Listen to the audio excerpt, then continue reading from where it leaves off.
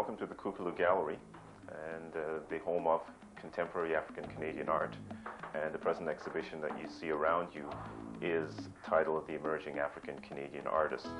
It is the cumulative work from 3 exhibitions that we've had recently. And we have some of the emerging artists, the young up-and-coming African-Canadian artists, who will be making a name for themselves shortly in this space right now, which is quite a treat for us. I don't think there's necessarily a common theme in this show. I think the theme is that we're all emerging African-Canadian artists. That's how we all got together.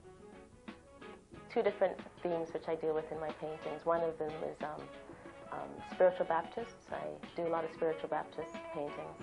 I have about 6 of them right now. And I'm really interested in the culture of spiritual Baptists, the religion itself, and the activities that spiritual Baptists perform.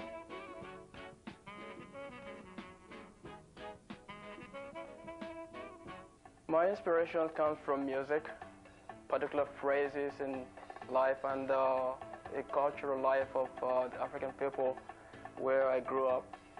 And that's what I try to portray in my paintings. The Kukulu Gallery is the brainchild of Getachew Fantu, who is a visual artist, graphic artist himself, and has been involved with one of the previous black-owned art galleries in Toronto, ArtStar.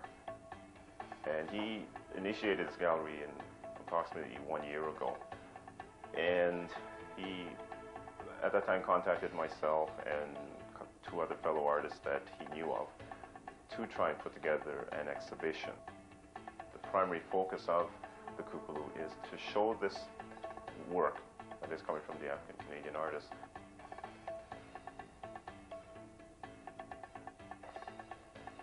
We like to think of ourselves here as just artists who happen to be of African descent. Music is fundamental for my work. I paint at home. I have a small studio space. I used to have a bigger apartment and I used to make bigger paintings, but recently I've been making smaller paintings. My style has been classified by others as some say it's geometric, some say it's cubic. I call it contemporary African art, where I use traditional African themes and put them in a more contemporary form. My inspiration is surrounded by reclamation of the individual self. Reclamation, for me personally, is reclamation of my African ancestry.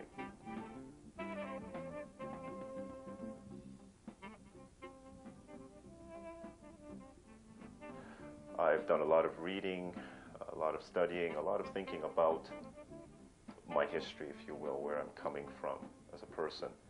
And the work itself serves to solidify my identity as an African-Canadian male artist. The best means of marketing is to do shows. I've done several shows this year, about 6 or 7.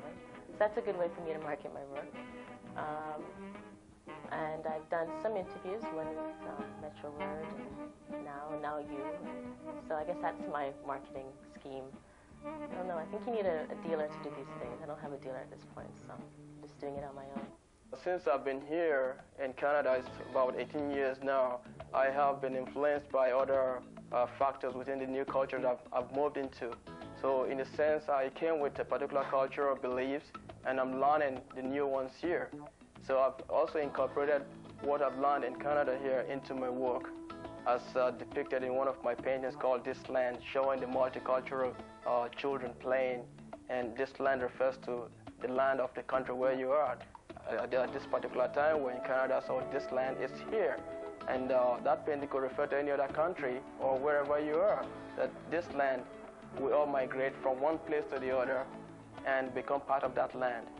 As a group of artists, you're trying to establish an identity and establish a foundation. There is an ongoing battle of speaking to the issues of why this work has to fight to be seen. Once you get beyond fighting for space as an artist, then all of the work in general should be appreciated by all individuals. It is art. Whether the cultural orientation or racial orientation is there, that is very important in giving a fresh element to art as art. So the racial and sexual variable is very important to the making art refreshing. There's no such thing as generic art.